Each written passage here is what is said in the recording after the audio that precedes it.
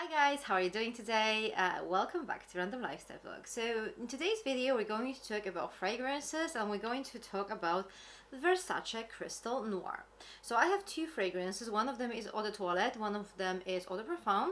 So I'd like to talk a little bit about the differences between them, about how similar they are. Are they like different enough to kind of be able to justify having them both in your collection? I mean, I do have them both, but is it a reasonable decision? Also, which one's better? And let's talk about the coconut in it, because this was actually something that baffled me for, I wanted to say for years, but I think maybe months would be like more kind of realistic, but it just baffled me for months.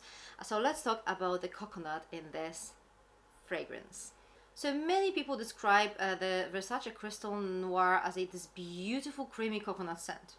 And well, first of all, when I hear creamy coconut scent, I always imagine something tropical and kind of like yummy.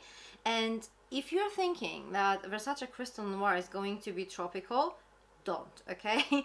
It's as far from the tropical as it can be. Nothing tropical about it. This is like clean, strong, very kind of sexy, but at the same time it could give you like a proper headache if this is not your type of scent. So not tropical at all. Nighttime, definitely not the type of scent you would use in the office, unless you kind of really want to give your coworkers a massive headache, because this is not the scent for everyone. Nighttime, going out, very heavy, very strong, massive sillage, lasting power amazing. It's pretty much this. Not a safe blind buy. Never blind buy this fragrance, because you might be in for like a surprise here. So to be honest, when I first got this fragrance, I could not really smell much of this famous coconut note in it. I mean, apart from this not being tropical at all, which I mean I did not expect it, to be honest. I kind of like knew that this was going to be like this very kind of strong, sexy kind of obnoxious scent.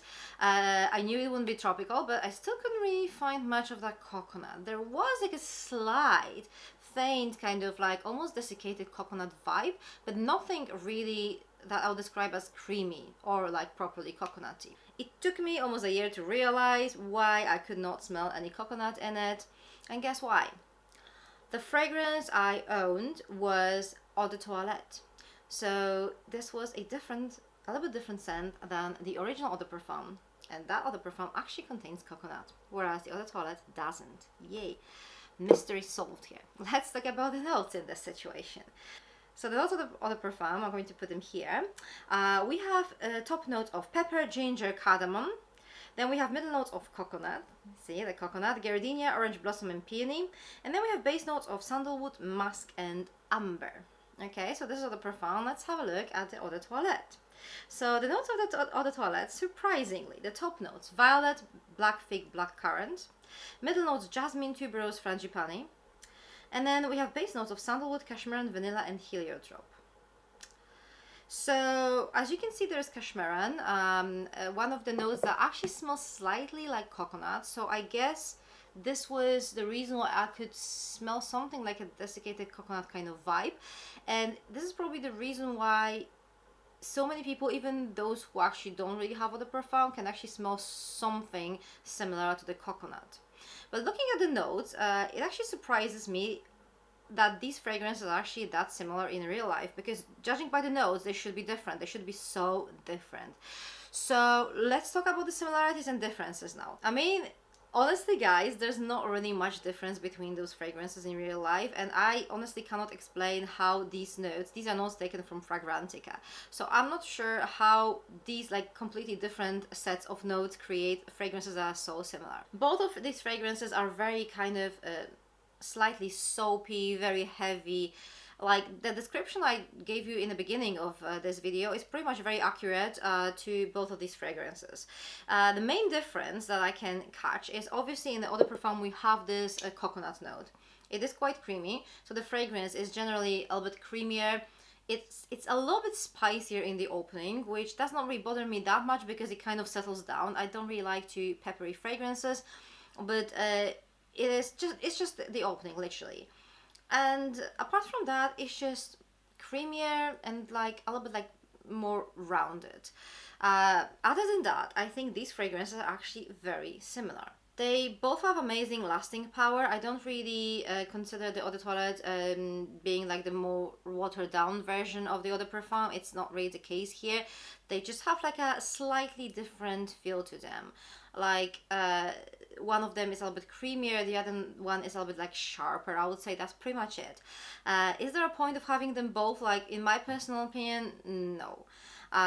If I were to choose one of them, only one of them, I would go for Eau de Parfum. I just kind of prefer the more creamier, coconutier vibe. But other than that, these fragrances are so similar that even if this is your signature scent, I don't really see the reason for having them both. You're not going to get like a different vibe. Both of them work only in like very similar situations. It's not like you can wear one of these to the office and the other one will be like your nighttime scent. It's not really like that. So I'll probably say if you have one of these and wondering if you should try the other one, there's no point. I mean, just finish your bottle, then maybe get the other one if you're interested. But honestly, these fragrances are actually very similar. So if you have one of these fragrances and wondering if you should get the other one, I don't really see the point. It's not like the other fragrance is going to be different or anything like that. It's going to be like slightly different. You may like it a little bit more, but that's pretty much that. So to be honest, I would not really advise on blind buying these fragrances because they're like too strong to be a safe blind buy. But if you really want to do that, just bear in mind that the Eau de Parfum version has this coconut, and neither of these fragrances is actually tropical. They're both like very strong and to the point of being like almost obnoxious. If you're interested in checking them out, I'm going to put the links to those fragrances in the description box below. Thank you very much for watching. For more fragrance related content, check those videos here. I'm going to see you very soon in my next video. Take care, bye!